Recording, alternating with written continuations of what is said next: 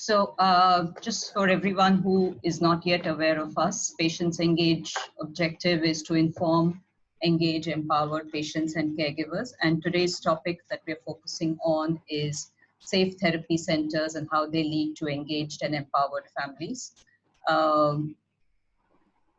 Just a quick guidance to people who are attending. The information here is based on the experience of the panelists, and if there is any medical content, although today's topic is not medical, it's not to be taken as medical advice, and you need to discuss with your doctor. The session will be recorded, and if you're logged into Zoom, you can post your questions on chat. And if you're on Facebook, if you post your questions on the live feed, we will address them. And if you want privacy on Zoom, you can rename yourself. As always, if you have an experience to share, you can write into us at editor@patientsengage.com, and you can follow us on our website or on our Facebook page or Twitter. The webinars we do, we also upload onto our YouTube channel. So really the focus of Patients Engage has been to improve management of chronic diseases and for people to realize that lived experiences matter.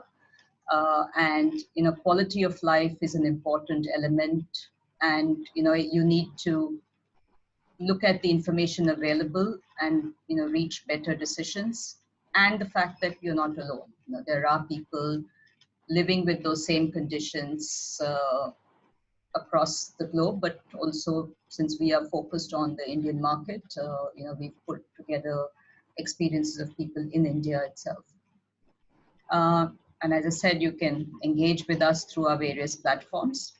So today's topic really is about safe therapy centers to engaged and empowered families. And we have with us the team of TogetherWeCan. From left to right on the image on the PowerPoint, we have Anita Pradeep, who I will introduce later on. We have Preetha, Seema, and Padma.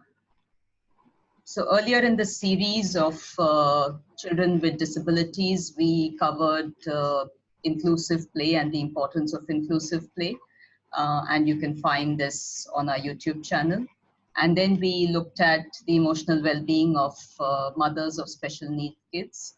And we had panelists like Akila, Ruchika, and Rajeshwari.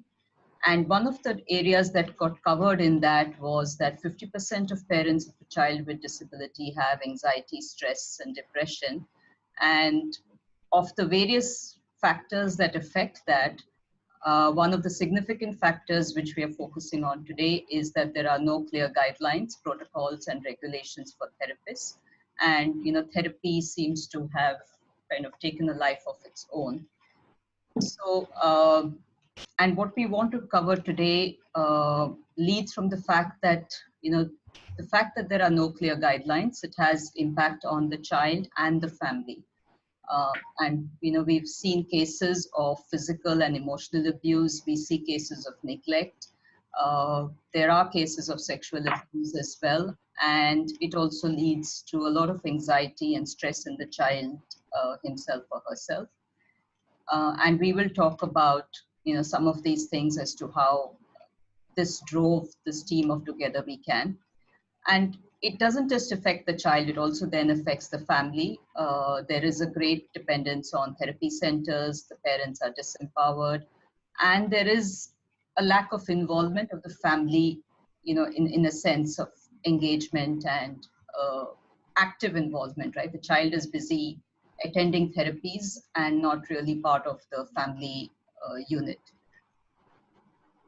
So I think what we take for granted is that child safety is non-negotiable, but as we'll find through this journey of TogetherWeCan and the conversation we have, that even something which should be non-negotiable has its challenges.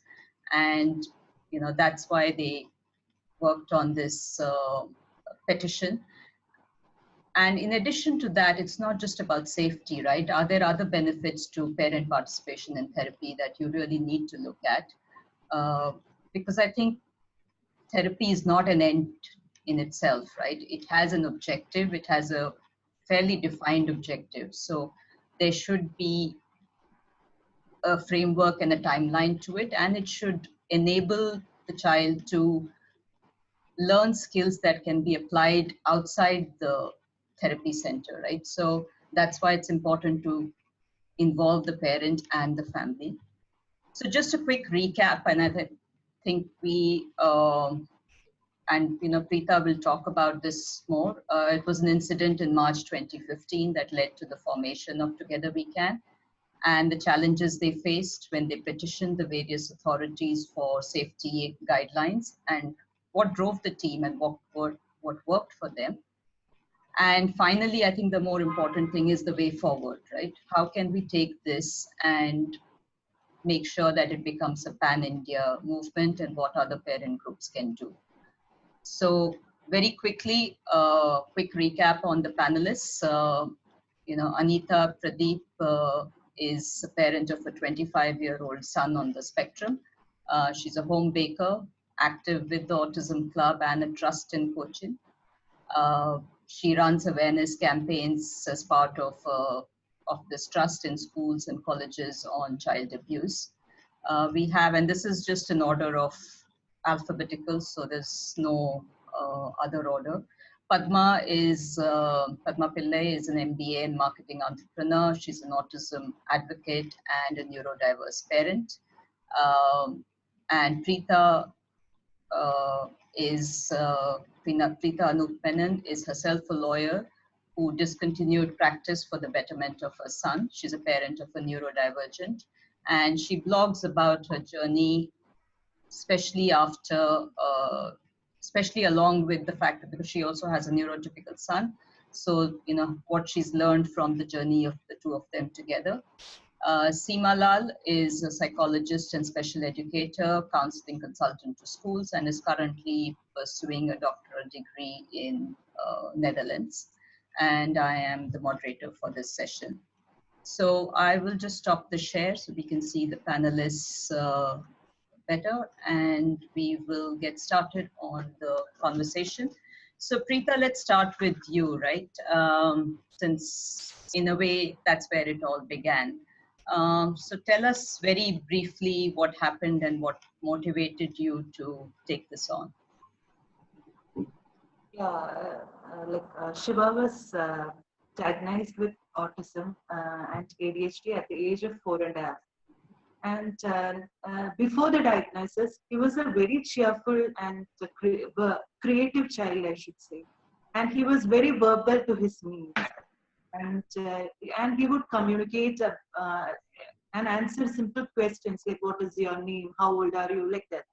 And after the diagnosis, he was little late to diagnosis. So we put him into different, so the doctor said maximum intervention was the only thing that would work for him.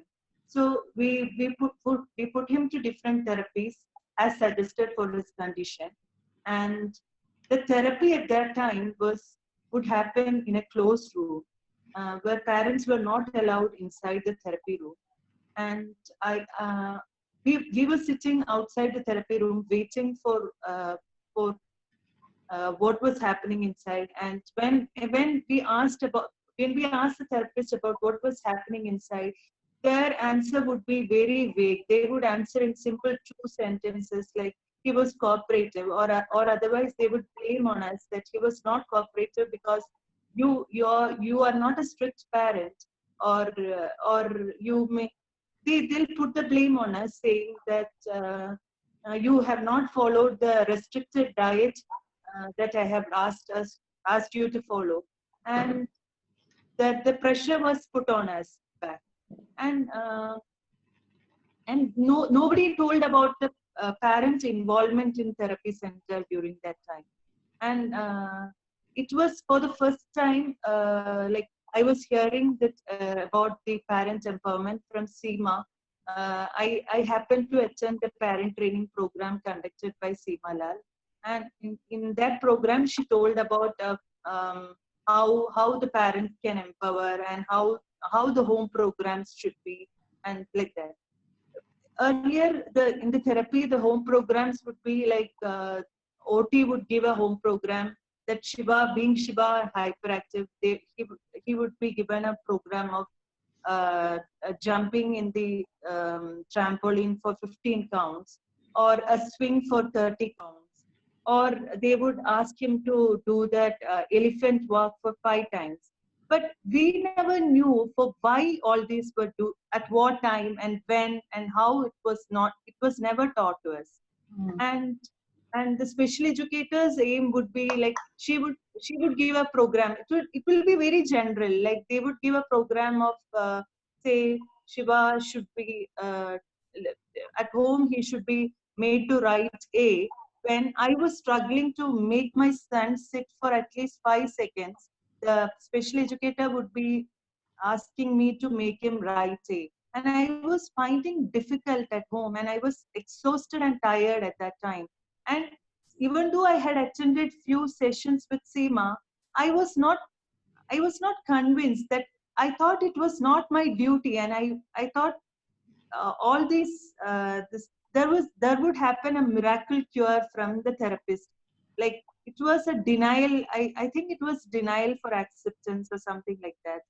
And I don't know if looking back to those years, I think I had kept my brain in a free state. My brain was in a free state of mind where I could not think or act or relate to what my son was going through. And as I told earlier, he was a verbal child, and he was very creative and cheerful. And soon after the therapy, after a year, I happened to see a lot of regression that was happening to Shiva, and I consulted to the therapist about that why this is happening. So their reply was regression is a part of autism, maybe, but I didn't knew what I should try, how I should try to help my son. And and it continued, and it was like a marathon ride from one center to another center, from another center to another center. And I don't know So what can we come back, Preetha? Can we come yeah, back to the incident of? yeah, that's what I'm coming. Then Right. then we on March 2015, when to March 23rd, 2015, when Shiva was attending this OT session in a new center. It was a fourth center, and his arms got broken. And my husband had accompanied him on that day, and he was waiting outside the therapy room. And at that time, Shiva would behave like therapy. He would cry. Yeah, the whole session he would be crying. So we were, as soon as he entered the therapy, we could hear his crying. My husband was hearing the crying, but suddenly he saw a variation in the tone of crying. So he just inquired to the therapist as to what had happened. They said his something had happened to his arms, and they were trying to plaster it on their own without consulting it to us. And to which my husband objected, and he said, we will take him to hospital. And soon he was hospitalized, and there the doctor said his arms were broken, and it was broken into two pieces, and a minor surgery was needed on his left hand. And that was the time that I thought I was doing something. Seeing him lying down in that casualty bed, crying out of pain, made me think that I was doing something wrong to him. And I remember I just went to Shiva and told sorry to him. And I told him that this is your last therapy in any center, and Amma is not going to send you to any therapy from today onwards. And you won't believe, he gave me a eye contact for 20 seconds, which was rare and very difficult for him. And that made the transformation as a parent, and that made the um, moment of this together. Right, right. And yeah, then I contacted Seema, and I told her about the incident. And as soon as I told her, she was expecting something or the other soon from any of the parents, because she was hearing all those horror stories from people around. So she said that day she kept the phone and she called me again after 2 days, and she told me that we would not leave this like this and we should take this up. And if I am ready, she was also she was willing to help me. And at that point, it was needed, and I was also waiting was from someone to hear to. I was also waiting for a help from someone. Like, I Right. was totally exhausted, tired, and depressed in all sense. Hmm. And that's how the Together We Can was emerged. So it took a massive event to trigger this, right? Yeah, In a yes, sense, yes, unfortunate yes, event. yes. Seema, tell me how you ended up starting Together We Can and how you kind of pulled the team together. Yeah, like Preetha mentioned, I have been hearing horror stories for long because I myself was a therapist, partly working in clinics. And when I moved out of clinics, there would be a lot of mothers who would come home who are already going to several centers, but still would come home and ask, "What do we do at home?" Mm. So it really bothered that how come they're going to so many multiple places and still had no idea what to do at home. So that was very bothering. But worse was, like you said, what we take for granted, which is child safety, was compromised, and it was okay. Like the mothers who would say, "I see a bite mark on the lip," or "I see some mark on the hand," would just change the center and go to another center without even complaining. So, and because I am not the direct affected party, there was no point. I could not file a complaint because the parents were unsure. We don't know which center, which therapist, so, and the children don't speak. So, and it was a big hassle, and they were anyway in this mad rush of therapy. So, yeah, unfortunately or fortunately, I don't know, it took Shiva's pain to turn everything around, and I think it shook me up as well.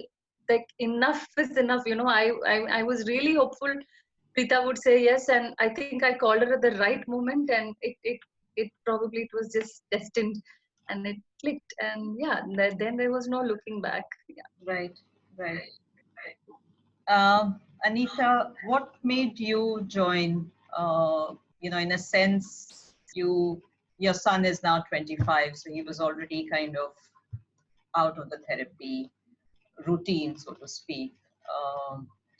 What made you join, and what were the differences? Were there differences that you observed from your time when Brian was younger? Yeah, definitely a huge difference from this time to this time. Actually, Brian, it was online on Facebook that, during the course of a chat, I think I heard about this. And I heard about this through somebody else. And so I was kind of shocked when I heard that this is happening in therapy centers and, the parent is not part of therapy and, all these things. Because back then, when we started therapy with Brian, it was not therapy actually. We went to, after Brian was diagnosed, we were given a home program from Mysore, and they asked us to find a local school or a special school where start off your therapy and training for Brian. So that's how we came to this place. And right from day one, I haven't asked to be there, but they have always included me. I used to sit behind Brian, and Brian would be facing the teacher in whatever he was doing, like be it tabletop activities or whatever he was doing. So I was there, and I knew from the start till the finish that what is going on, and then she would tell me what is to be done back at home. And at home too, every part of my home was a therapy zone, like everywhere. He used to be there with me, and that was how everything went on. But these days, like when Preetha's Shiva's incident happened, that is when I really got to know what is happening around. So I was shocked to know that parents are not part of therapy, and I used to go to the same center for OT for Brian, but there everybody used to sit out. It was like kind of a me time for the parents, like they sit outside and the child is inside. Firstly, because they were not told that they were supposed to be part of therapy, but for me, I used to go and see what he's doing there, and ask the therapist that is to be done at home. How can we continue this at home, and why is this being done? So it was a total difference from what used to happen back at at the time when Brian was going to therapy. So, and that is when I thought I should be part of this, and Right. at least off now, and then there would be some changes, and that's how I joined Together We Can from that Right. time. Right. And Padma, you are extremely passionate about the importance of parent involvement in therapy. Talk us through the thought process and why you think that's, you know, essential and necessary. To start with, I think it had got to do with a lot of luck that I had when my son Pranav was diagnosed. He was diagnosed around at the age of 3, and right at the outset, Seema, I knew her from before, but I didn't know that she was a therapist.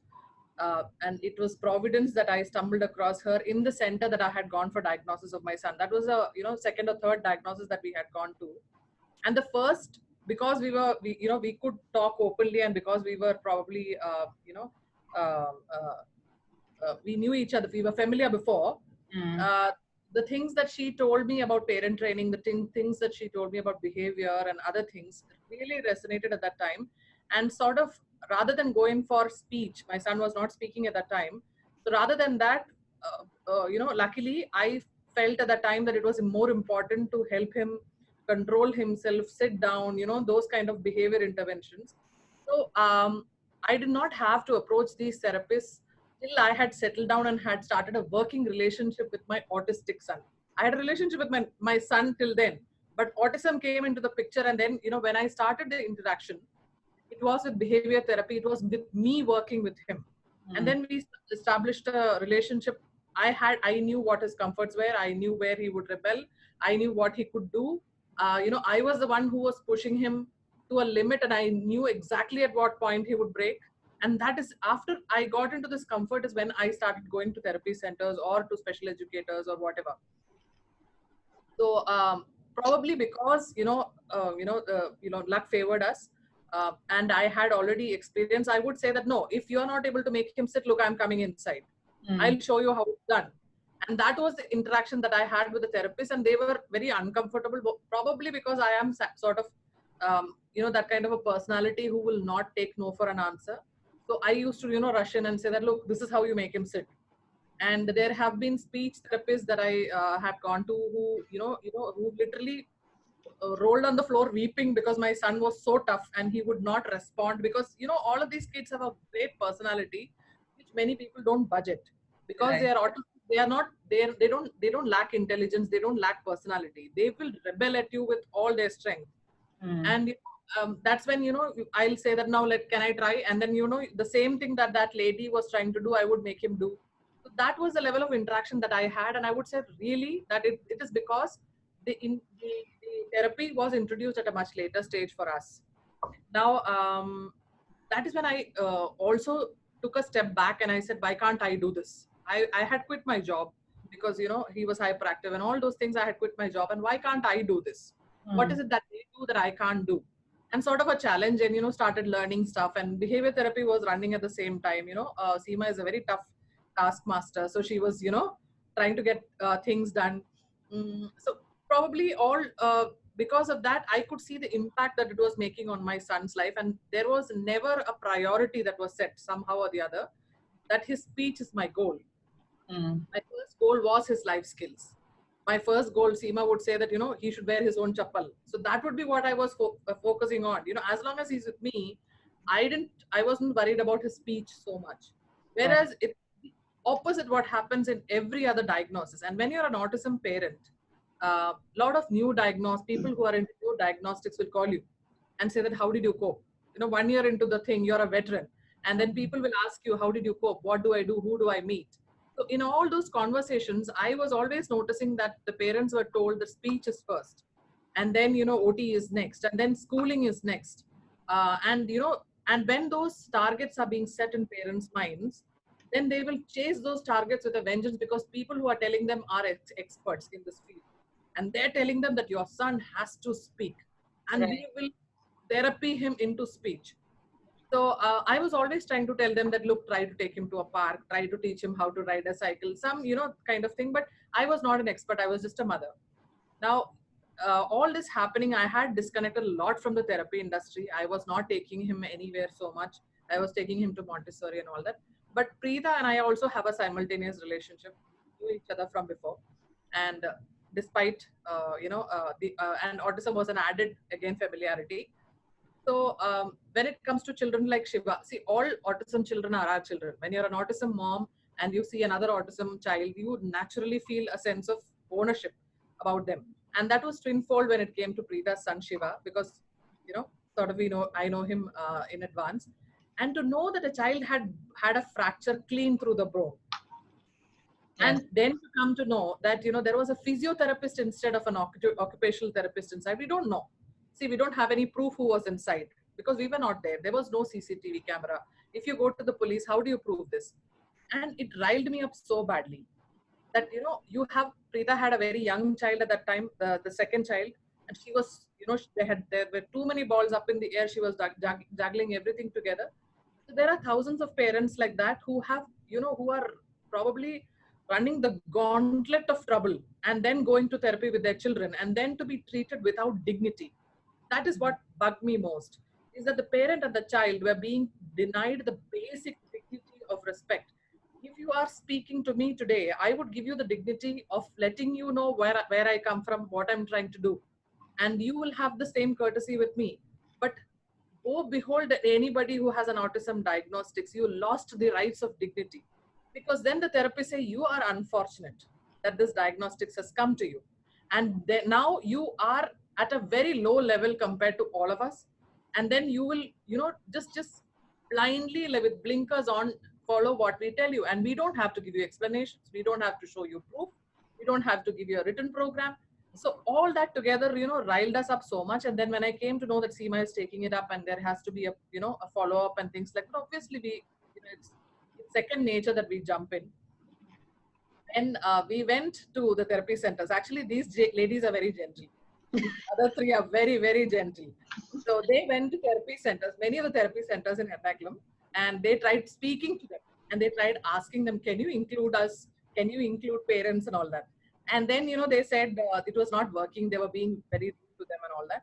So again, calling the muscle. So since I live in Hyderabad, I go there not very often. So when I went, they said, can you come along? And then, when I started speaking to them, that is when I realized that it is not going to work with just conversation.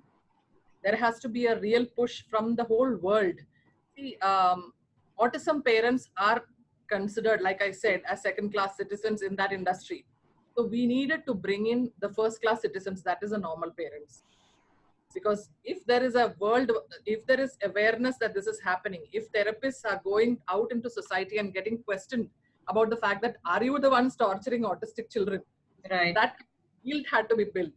So those are the things that came into my mind, and probably that is where the social media campaign and all, because that's all we can do. We don't have that kind of a sphere of influence. So we use social media, and then there it went. Right.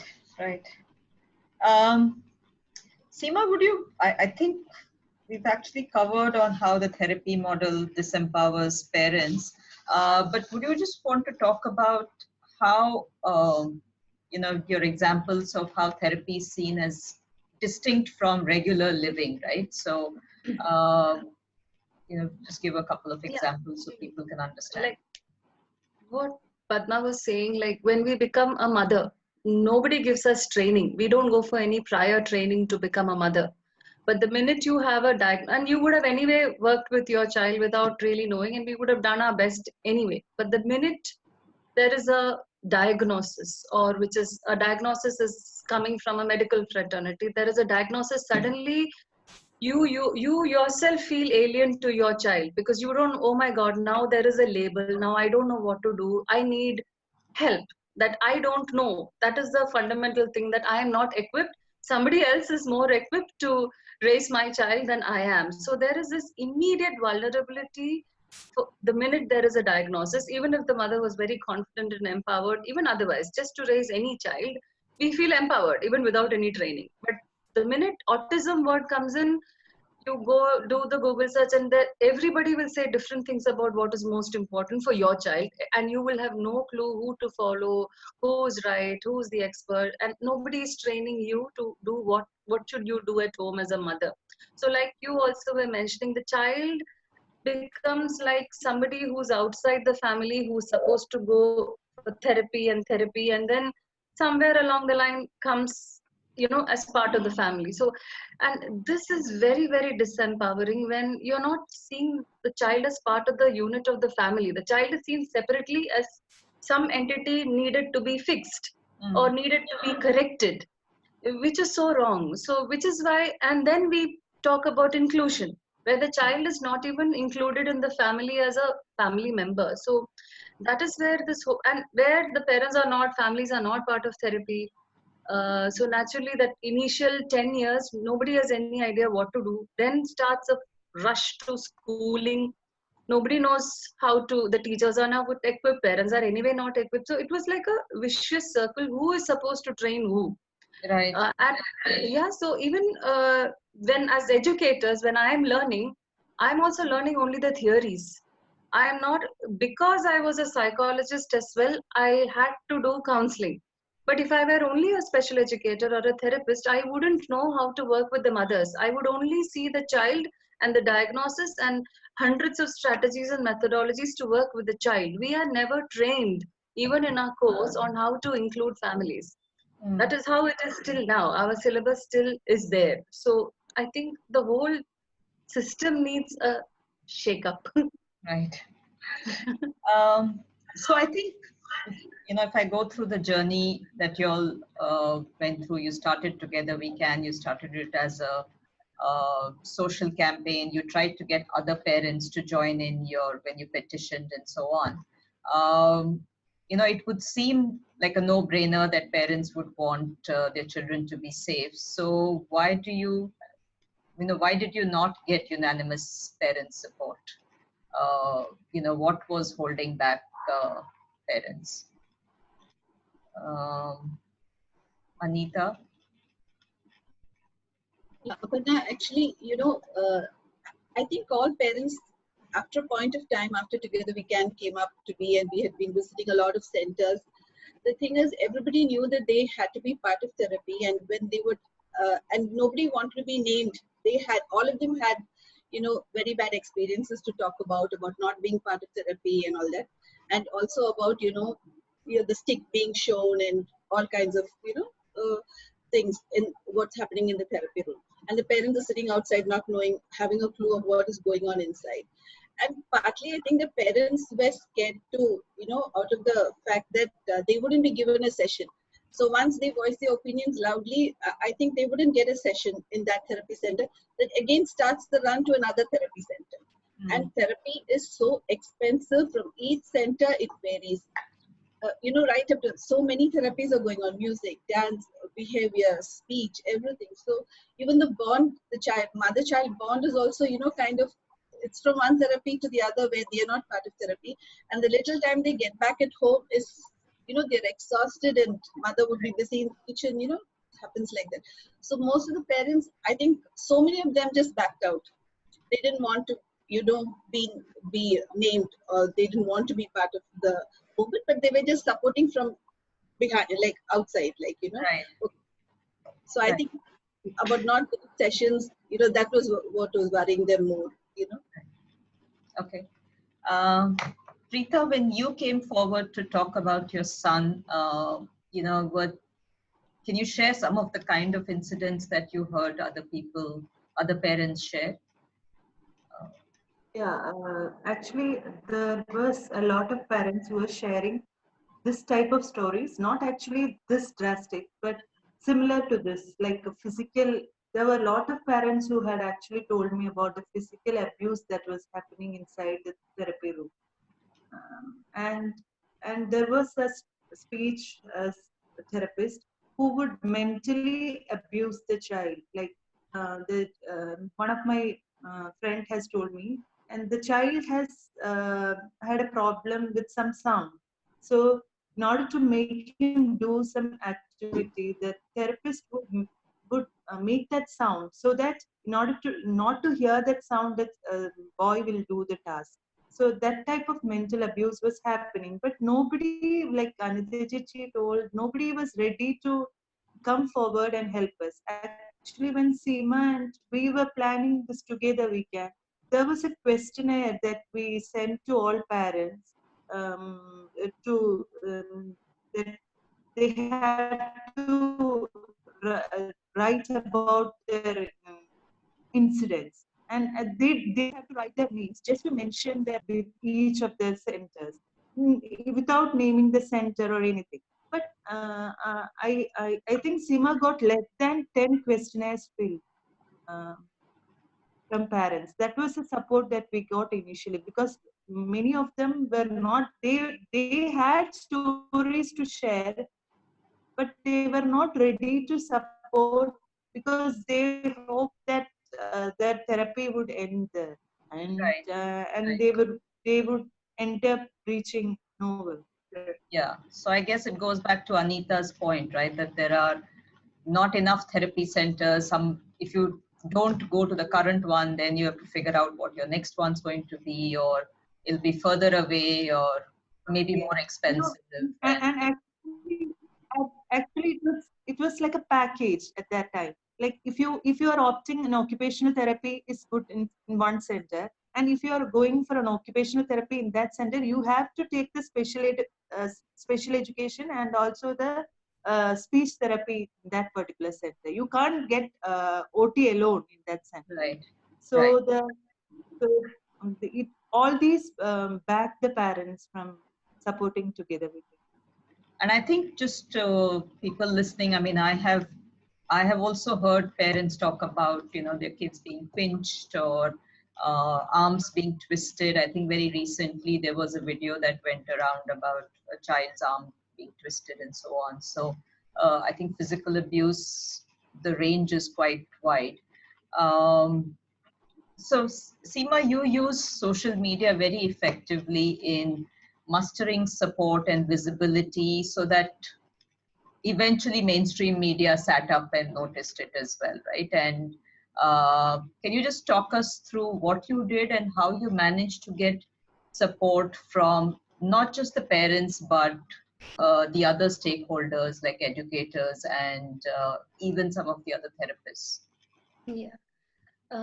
Yeah, social media, Together We Can is only on social media. Actually, we are not really a formally registered setup yet, probably this month, but otherwise it was entirely on Facebook and just six of us on a WhatsApp. So social media, after the public interest litigation was filed, we started a video campaign, which is, I did my video first saying the whole process that we went through, the number of petitions that we filed, and why the public interest litigation was important. And we asked for public support, and we had to literally run behind people saying, give us a 1-minute video recording. Anita did one, Preetha did, Padma did. So when they heard the parent voices, more and more, each one ended up reaching one other parent more, and then I think it just caught on. And by the time so many parents started speaking, then the professionals felt that okay, it is good to back this whole thing, because we were known more as a parent support group, because we started off as, probably was misinterpreted as, an anti-therapy group, which we were not. We were not against therapy centers, we were only saying we are for parent empowerment. So when parents started speaking, I think many professionals who understood the public investigation, especially the Speech and Language Therapy Association and several others, gave us the videos, especially even national level, people who were prominent in the field. So once they started giving us the videos, I think it got a lot of media attention. Specifically, we had huge support from Times of India, Sudha Nambudiri. I am having to tell her name here because she has been consistently, sensitively writing about us, very, very methodological, following the entire story, and that really helped us reach. Then the Malayalam channels took on. Yeah, and then even the ones who tried to change the story through trolling, in fact, indirectly it helped us, because the issue got highlighted. Right. and it got more media attention. So that was great. Yeah, it worked well. Yeah. So if you just highlight the key milestones from kind of March 2015 to 2019, uh, you know, what were the key milestones along the journey that you would like to talk about? Me? Which of you wants to take this? Yeah, Seema, go ahead. Okay, yeah. So 23rd March, first thing was getting a WhatsApp group going. The first petition went to the Kerala Commission, SCPCR, which is the State Commission for Protection of Child Rights. That was the first petition. Petitions went to the Child Welfare Committee, to the collector, to the health minister. But nothing happened. We had to file an RTI and media campaign. Still nothing happened. The RTI reply came, and then we finally managed a hearing with the Child Rights Commission. And after a year, which is 2016 August, finally the Child Rights Commission passed an order very much in favor of us after it was reviewed by some 14 experts in the field in and around the state, and everybody said in favor of us, saying that there has to be regulation, and the regulation was supposed to come within 3 months, which didn't happen. So we waited, and when that didn't happen for long, we had to go ahead with the, in between we were meeting the health minister, current health minister, department. In fact, we've met almost everybody by then. And then the public interest litigation happened. And then the media took on the video campaigns and so on. Finally, I think for 1 year, we did not get any hearing in the court, not even a single hearing. And then floods, unfortunately, we had, so we again took a back step. Then we had a change of kids, and then we started getting more frequent hearings. And in January 2019, the draft was published. The first draft was published, and that put the psychiatrist as the apex body. Sorry, Seema. For some reason, your video has gone off. I don't know what has happened.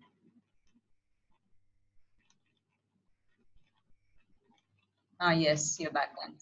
Yeah. Yeah. Yeah, so that was January 2019, the first draft came, which was not received well because it put psychiatrist as the apex body. But then we again had several round of meetings with the social justice department. And yeah, and finally, almost every month we were getting a hearing in the court. And I think that really helped. It was actually together. You know, it was not really one group which kicked it forward. It was the media, the advocates, the social justice department, a lot of very sensitive and sensible authorities in the government, a lot of parents. I think it actually clicked. I mean, it was all a group effort, really. And that's what I think we reached here. Yeah. So going forward, if parents in other states want to do similar, and I think we already have a question, what was the text or the format that you sent? I guess the question says to the government of Kerala, but I guess you sent to different bodies, right? So yeah. The format of the text, in the sense, the PIL? I guess so. That's what the chat says. What we need to say is what we have sent to the government is the Child Rights Commission's order itself. That was document proof enough. Other than the representations that we would have sent, thousands of letters and mails and stuff like that. But I think the key document in that case, in this particular case, and replicatable all over India, is the Child Rights Commission's order, which clearly encapsulates what needed to be done. So that was that document was good enough, and I think is good enough for going forward, because they are after all a constitutional body. Right. Yeah. So if and even sorry, go ahead. The RPWD already states, there are several sections in the RPWD Act which talks about regulation. So actually, if anybody wants to do it in any other state, since ours was done through the Social Justice Department, they can try with a petition to the Social Justice Department citing the sections in the RPWD. If that doesn't move forward, then a public investigation in their particular state, and then they can quote that this is what happened in Kerala as well. So this is any way which can happen in any state. And what we are hoping to do is, after we formally register as a trust, we could even take it to the Supreme Court saying that now we have it in Kerala. Maybe we should wait a little while to see how this is getting implemented, and maybe after that take it forward and say that this needs to happen across the states. But it's possible for any group to do it in any state. Right. So, yeah, so just on that, who should they approach with the order, and, what should they be doing as a first step? Just to... I think first step, if they sent us an email to twctogetherwecan@gmail.com, we could mail them all the documents that we had used in the court, and we could even tell them a step-by-step order of what they can do, either as a petition or straight away as a PIL, depending on what they would want to do, what they feel will work better in their state. So if they send us an email, all these documents, we can mail it to them. Okay. Any interested party. Right. So what we will do is we will add it in the comments and in the YouTube notes as well, your contact details, so that people can reach out to you. Just in terms of, you worked as a combination of an expert plus parents. What was the benefit of that? And, do you recommend that there needs to be something similar for the other groups? Definitely, Aparna, I think we would need somebody, the parents would definitely need somebody like, Seema, who would know the pulse of the children and the parent, and who would feel, know what you're going through, so that she knows someone who knows and could guide them along the way, because she knows both sides. Like professionally, she knows things, and as well as, parent pulse also she would know. So I think somebody like that also would be needed along with the parent group. Right. And what are the typical objections you get, if you're a mother, or if you're just a parent group, or on the other hand, if you are a professional? Padma is smiling. You want to go next on that question? See, for us, we know that the combination of Together We Can worked, because as parents who were outraging about the child having going through all this, we had a voice with us who was from the other side, who knew how to work with these children, and who said that, look, what they're saying is rubbish, and if the mother sits in during therapy, nothing wrong is going to happen. In fact, it's the other way around.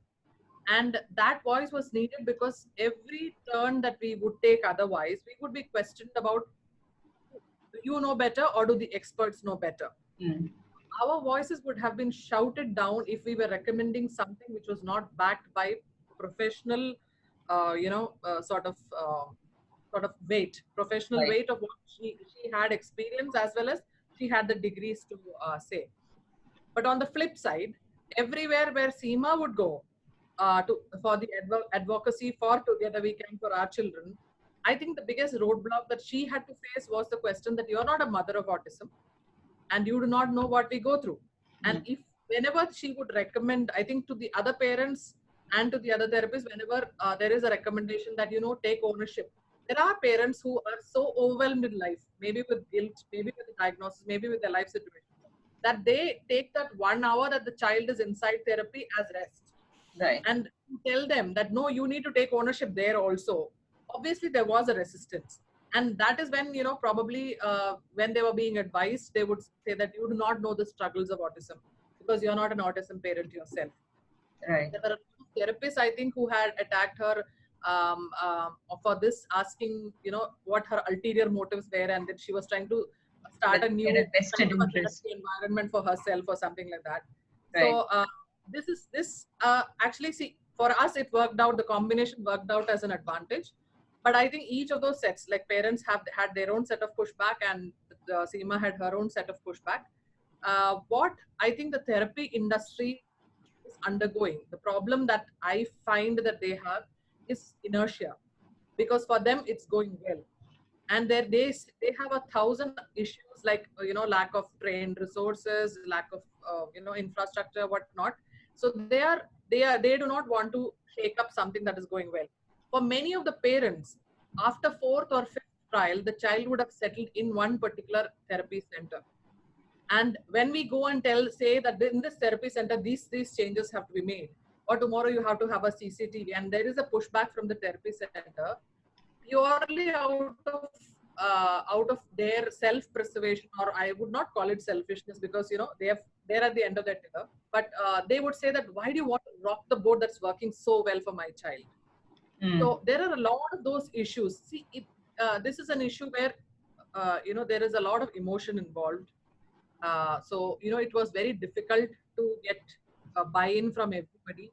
But when we started saying, like Seema and Anita, everybody notes, when we started saying that it is for the empowerment of the parent itself, that if you put in that effort, you are going to relax after 1 year. Otherwise, you will be running for the 5th year also, you'll be sitting outside the therapy centers. When we started engaging them and saying that, look, this has worked for us. So the testimonies of us as parents worked there. The testimony of Seema as a therapist worked there. I think overall, it was the ideal combination. I think everywhere this should be the combination, so that parents and therapists have always should handhold together for the betterment of the child. Right. This is the message of Together We Can, actually. Yeah. Okay, I think we have one more question from Kavita. Would it apply to the entire education system of India, as we are talking about inclusive education? No, that's a different topic altogether. No. Yeah. It's a different topic altogether, education, schooling, because that environment is difficult. There is the privacy of other children that is involved when we talk about mothers or CCTV cameras or whatever.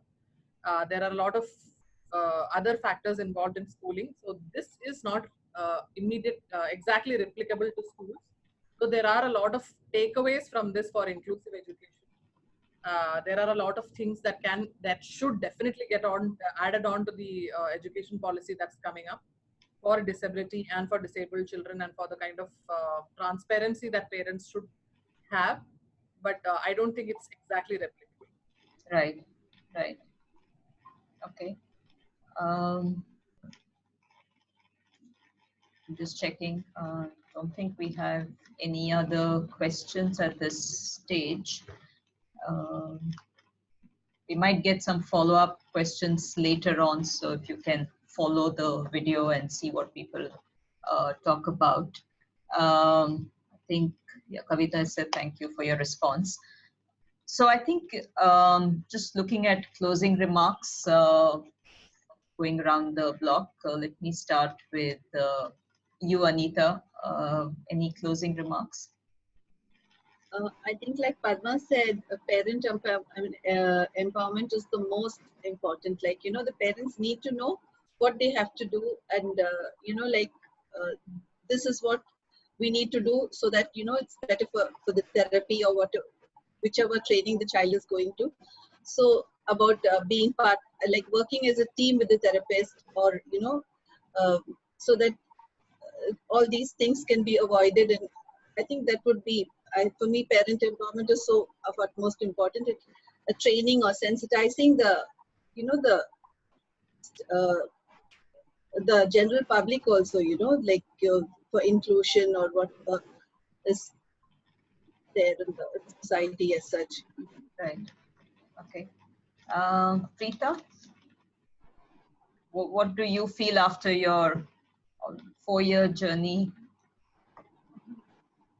Yeah, the same thing as Anita Jiji said. Like parent empowerment is the keyword, and it, like what had happened to Shiva, it should end with Shiva. It should not happen to any other child. I'm saying in this world, it was so, and yeah, and I had to wait till it happened to a mother or a child.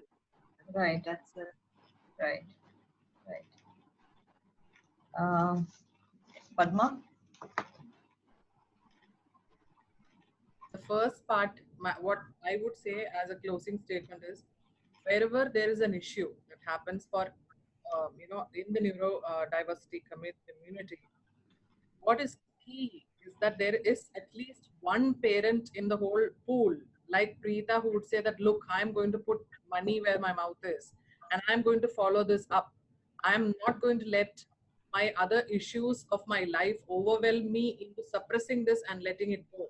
Like she says, that the noble sentiment that Shiva should be the last person who has gone through this is probably the first spark that sets these things off. And everywhere, all around the world, all the positive movements have started at some point like this. So I think this is replicable everywhere. There are issues that probably we have not addressed. Safety in therapy centers is probably just one part of the whole spectrum of issues that this community faces. So I think there are sparks somewhere, there are parents somewhere who are undergoing this and who think that, no, I don't have time for this. Should I do this? What would society say? Preetha has had so much pushback for this. She has faced so much resistance for this. There have been, the therapy community itself has, behaved oddly with her for pursuing this. So, but that is a thing, that is something that is that everybody should aspire to be, is to be the best advocate for their child. And I think people with other issues which are not covered here also will take it up and form groups and address each of them, so that the world slowly becomes a better place for our children. Right. Okay. And before I do my closing, Seema? Yeah, I think here we have only touched the tip of the iceberg with this guidelines, because we are only talking about one-to-one therapy in private therapy centers, which is just a teeny weeny part of the whole area, that the journey that a parent will have to go through. And the main takeaway is, nobody is doing anybody a favor. It is the right of the child. We are basically talking about child rights. So it's not like this is charity or this is service, or it's not like that. I think it's the law of the land, and whether you like it or not, it's your right and it is your duty. So if that is there, I don't think there is any more debate on whether it has to be replicated or not. Of course it has to be, because that's the law. So I think that's how we should take it forward. Right. Okay, one question by Kavita again is, would you guys like to work on making therapies and workshops affordable? I guess it's a question to TogetherWeCan as a group. I don't know if you want to answer it or the work is just begun. So definitely all of this is covered in the PIL. The affordability issue is mentioned. So in the guidelines, there is one point as well, out of all the points that is mentioned in the new draft, that, is figuring out how to make it affordable is a point. But I don't know how they're going to implement it, but yes, that is a point. So we really have to see how the whole thing is taking shape. So yeah, we've just begun, but we will get there. Right. So I think thank you everyone for a very, very insightful session, and I think it should pretty much be mandatory viewing for all parents and therapists. And I come back to, I think, the point that was made in one of our earlier seminars as well, is that we need to remember to put the child at the center of it all, right? So often we forget that that is the objective of the therapy or anything. And the key objective of therapy is to enable them to develop skills which are usable in daily living, or to reach a certain endpoint. Therapy itself is not an end in itself. And I think, I as an outsider to this, I have always struggled with the fact that safety is not considered a fundamental right, and it's not considered non-negotiable, and when I first heard of this incident, thanks to Vaishnavi, and I checked around with some of the other country guidelines, the basic concept was that parents were involved in it because they needed to be able to continue doing these activities, or training the child outside of the the center. So it's quite strange that in this case they don't allow parents to be part of this. So I think clearly there is, I mean, this itself needs to be replicated. And as you know, Kavita has said, as you guys have said, there is more to be done in the space of improving the whole area of education and therapy needs of children with special needs, including autism. So thank you everyone for your time, and we will put this up on, it will be on Facebook anyway, and we'll also be putting up a recording on YouTube. So thank you all, Anita, Padma, Preetha, Seema, for your time.